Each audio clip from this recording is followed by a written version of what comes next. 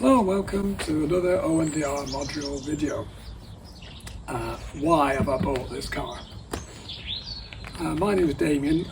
I predominantly do videos modifying my Jaguar XK8 and maintaining it.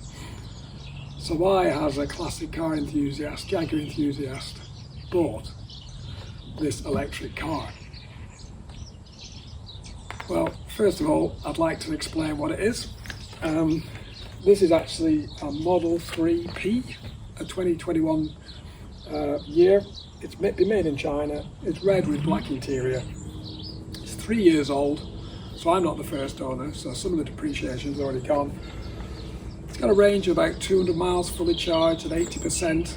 It says 220, but realistically it's about 200. And the 0 to 60 is a staggering 3.2 seconds. So why have I bought an electric car? Well, primarily it's down to cost. These YouTube videos aren't my job. I don't make a living out of this. I actually work in a factory as an engineer, and that means I need to commute 20,000 miles a year or slightly more to get to my job and back.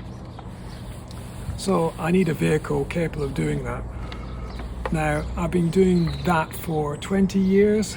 So you can imagine I've gone through a succession of vehicles, originally petrol, then diesel, then electric car. I did have another electric car before this one. And primarily I'm looking at a good solution to that problem, so it gets me to work efficiently, both in cost and time and comfort. And these electric cars seem to tick the box. So this particular car, I've been running this now for 3 or 4 months. I've done 8,000 miles and I've put about 2,240 kilowatts into it to do that. And that translates to 3.65 miles per kilowatt, depending on the rate at which I'm charging. I'm charging overnight at about 8 pence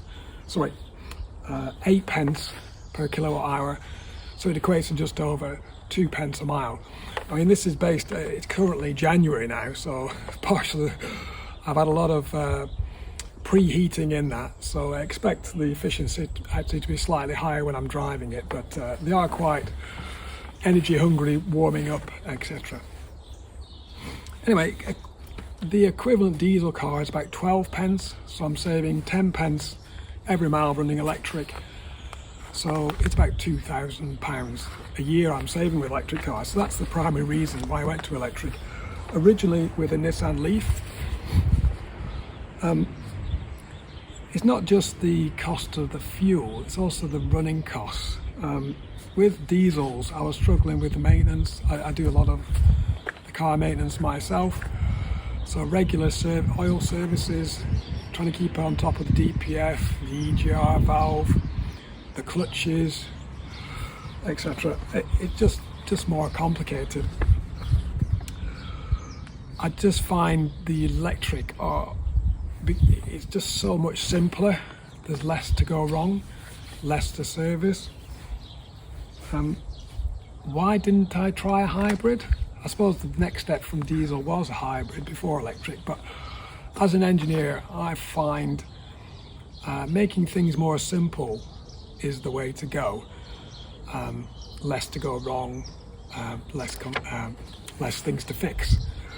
So the hybrid idea just seemed a backward step. So you're going to take all the complexity of a diesel or petrol and an electric car, put them together with a control system in between and expect that to be reliable.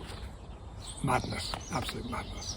So in my mind, just forget hybrid, just go straight to electric or keep with the diesel. Depreciation is the big problem with old cars, particularly the sort of mileage I'm doing. So this car cost me about £26,000. It's not a small amount of money. And I'm thinking that's going to be a massive depreciation. But the way I've sort of justified it to myself, I'm going to keep this car for 10 years. Previously I've kept my cars between 3 to 5 years because of the mileage. Obviously 5 years at 20,000 is 100,000 miles, and it tends to wear the cars out. But my experience of Nissan Leaf over 60,000 miles was very, very good. I expect to get a lot of miles out of these cars. Sorry, that was my wife coming back in our family car. It's actually a Ford Cougar diesel, so we're not just electric cars in our family. We're not that daft. So going back to depreciation, so if I keep this car for 10 years, running 20,000 miles a year, it's going to have 200,000 miles on it. So that's going to be interesting, but I think doable. So why did I buy a Tesla? Well, I'll say I had been running a Nissan Leaf recently, had really good experience with that, but it was limited. It was a smaller battery model. It could only just about get me there, and in winter it was a pain. I had to turn the heating right down, worried about range. It just wasn't a pleasant experience, albeit from a cost side, it was very, very cheap. So the options I had when I was upgrading was either the more modern Leaf, which didn't seem a massive progression, to be honest, although there aren't a lot of money.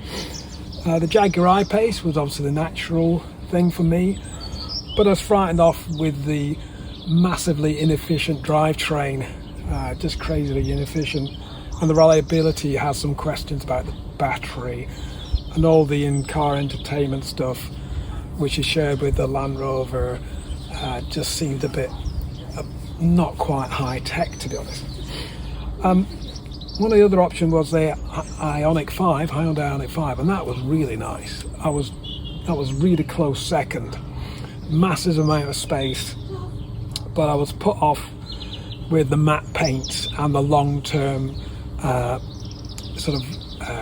value of those cars.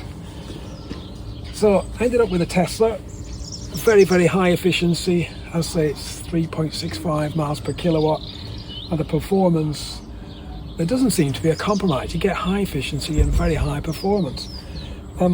What I really liked about it was this idea that we spoke about earlier about complexity, and these cars have been built with a minimalist sort of concept. The interior, there's very little in here, less to go wrong. The car is just very simple as part of the weight reduction, which again improves the efficiency. It just all seemed to be a great engineering solution, and I really love that. And the ease of use, not everybody likes this single big screen, but I find that really good. It's very, very simple to use. If you've got any controls other than a few bits in the door and heat on the steering wheel, is all on the screen, and it can be updated. They can improve it, and you get over-the-air updates. The car will say it's going to update itself, and it makes things slightly better next time you drive it. It's just really great, to be honest. So why did I buy an M3P Model 3 Performance? Well, the Model 3 is a saloon car, obviously, with a boot. It seats 5 people with comfort, and it's got a massive boot, albeit the entry is somewhat compromised. So it's quite a good all-rounder. Obviously, it's cheaper. It's one of the cheaper cars in the Tesla range. Why then the performance version? Well, yeah, it's a bit of a... All the cars I've bought, I've tended to buy a lower model and try and upgrade it, adding my own little modifications, maybe wheels, interior mods and stuff. And I thought, this time I'm not going to compromise. I'm just going to buy the top one. And then when it comes to sell it, it's not an RS2000 lookalike, or it's not a modified car. It's the proper top car. So this is basically the full fat future classic M3P. And it was a bit of a treat to myself, to be honest. Why a 2021 model year? Well, this to me is the better spec. It's got the black window trim. It's slightly more efficient. The interiors, it's got a nice wrap-round wood interior as well, which I was really into. So there you go. That's why I bought this car. So there you go. There are my excuses why a petrol head, a Jaguar XK8 enthusiast ended up with a Tesla Model 3 electric car. Do I regret it? Not for 1 second. Even spending what is in my world a lot of money on a car. I feel like I'm having my cake and eat it. For all these years I've been commuting to work thinking, oh, I'd love to have the nicer car, a bit more flash, a bit quicker, but it's always been reined in by the fact that I've needed to have something efficient, and efficiency normally means something more drab, more ordinary, and the depreciation meant I couldn't really go a higher model because I'd lose more money. And in this case, I think this bucks the trend. I can go to work in a high performance car and it won't cost me a lot of money in fuel. It won't cost me a massive amount of depreciation over the long term because the car will last longer. And at the end of the day, the car is still worth something. I believe this will be a future classic. You look back, it's going to be a long time. Don't get me wrong, it's going to be like 20 years. But people are going to be thinking, oh, I wish I had an M3P. And they'll be buying it as classic car as much as people buy RS Escorts now. Anyway, that's what I'm thinking. I'm not going to, if the Nissan Leaf experience is anything to go by, this car will not generate a lot of content, which is a good thing. What I find with the Leaf, I got the Leaf electric car thinking I was going to do a lot of content on that, but it was so reliable and faultless. I ended up doing videos on modifications, which were really, on this car, it's completely unnecessary because all the modification, LED lights and etc. is all done on this car anyway.